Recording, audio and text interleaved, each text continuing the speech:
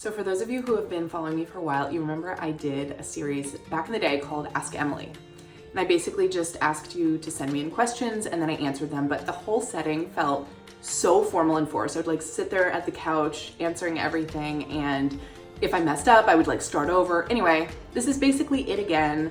And like the last time, I'm going to try to stick to certain topics. And the first one that we're gonna do is all about jewelry. I get this question probably more than anything else in regards to jewelry, and it's whether or not I ever take it off.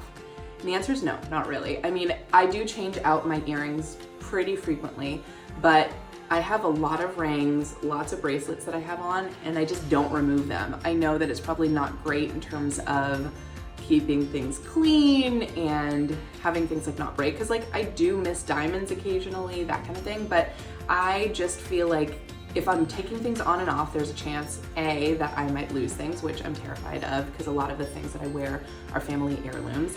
And then second, it's just too much of a hassle. I want to be able to shower in things, sleep in things, and not worry about it. So yeah, rarely take things off. This is going to be hard to show because it's hard to focus, but this is my engagement ring. Here it is from the side. I don't know much about this stuff and just found it very romantic and cute that G did the shopping, research, all of that stuff on his own. It's an Asher cut, I think a prong setting with pave diamonds. I have no idea carat size. I'm just not that kind of girl and just love it so much. He said it felt unique and beautiful. That's why he chose it. I think you're alluding to the fact that sometimes I wear a cuff because, I mean, how many real piercings? I have 2 on this side, and then I have 3 down in my lobe and then 1 cartilage pierce that is in the process of healing. I think I just don't learn from my mistakes because I've had a cartilage pierce before when I was 18, which I actually got before my regular ears were pierced. I didn't used to be a piercing person, clearly. I didn't have my ears pierced until I was 18, but I had the cartilage one first, had to take it out because it got disgusting. Then got like a lower one, also had to take out, but this one I'm trying to take better care of, and here's to hoping that like in 6 more months, it will be good to go.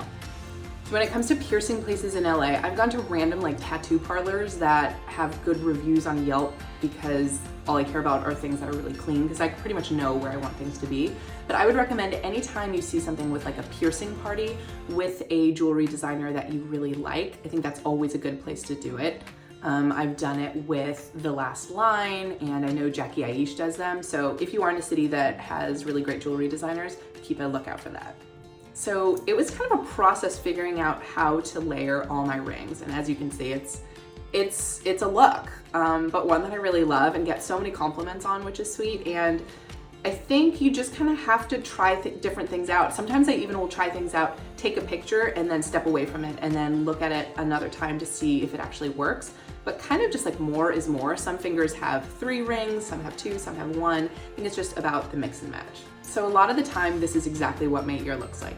Got a little tiny Maria Tash one here. This top guy is by The Last Line, and these 2 are from our shop. This one's a studded one, and this one is a little bit more dainty, so they balance each other out. But occasionally I'll do a big statement earring for night or like a really thin gold hoop. I hear you. Because I'm someone who always has yellow gold on, I assume that's what everyone likes. Not the case, and we are definitely going to be adding some more white gold into the shop soon. Oh, I sure have. Yeah, that was actually, I think it was 2 days after my 18th birthday. So technically, I know I said that my cartilage was my very first piercing. It was my belly button. Look, guys, it was early 2000s. Britney Spears was my idol and I loved it. I basically spent all of my money that I got babysitting on different like little jewels, like bejeweled things. It was a whole process and I loved it. I obviously haven't had anything in there for years and years and was terrified it was going to like turn into a whole like moment when I was pregnant, but it was fine. I have lots of thoughts on that. I mean, I fully believe she should do it.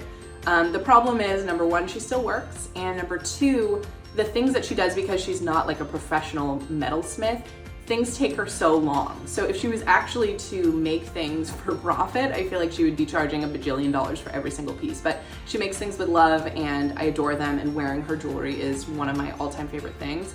And perhaps once she retires, it will be something that we can maybe collaborate on together. I'm all about mixing and matching, typically because I think with my skin tone, yellow gold looks best. I don't really have anything guys hear that? It's thunder. We never get thunder in LA. I have some pieces, so I think mixing and matching is always cool, and I'm such a big proponent of anytime you can add vintage, pile it on. These are from our shop. This is the Stinson and Parkside necklaces, I believe, and these are two of our best sellers. I'm obsessed with them. I pretty much rarely take them off.